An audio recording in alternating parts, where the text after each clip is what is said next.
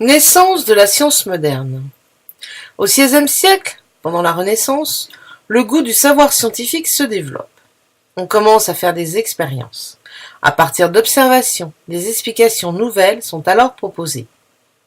Les humanistes sont des hommes de science qui étaient aussi souvent des hommes de lettres ou des artistes, qui proposaient de nouvelles explications du monde qui s'opposaient aux vieilles idées. Ce n'est que peu à peu que leurs connaissances furent admises par tous. Nicolas Copernic est un humaniste polonais dont le domaine d'activité était en particulier l'astronomie. Il est né en 1473 et mort en 1543 à l'âge de 70 ans. Il découvrit que le Soleil est l'élément central de notre système solaire et que la Terre tourne sur elle-même et autour du Soleil. C'est la théorie de l'héliocentrisme. Ambroise Paré, né en 1510 et mort en 1590 à l'âge de 80 ans, était un chirurgien français. Ce médecin travaillait souvent sur les champs de bataille où l'on utilisait depuis peu les armes à feu. Il mit au point une technique pour fermer les artères et empêcher les hémorragies pendant les opérations.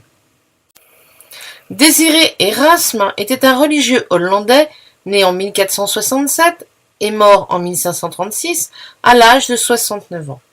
Il fut un grand voyageur et un grand humaniste européen.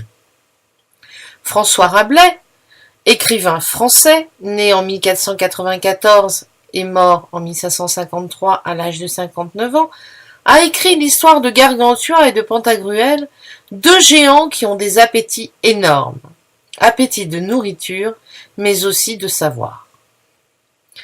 Joachim du Bellay est un poète français né en 1522 et mort en 1560 à l'âge de 38 ans. Il a rédigé le Manifeste de la Pléiade en 1549 et deux recueils poétiques, les Antiquités de Rome et les Regrets. Pierre de Ronsard, poète français, né en 1524 et mort en 1585 à l'âge de 61 ans, était le chef de la Pléiade. Il fut poète à la cour du roi Charles IX. Il est aussi l'auteur d'odes, des amours et des hymnes.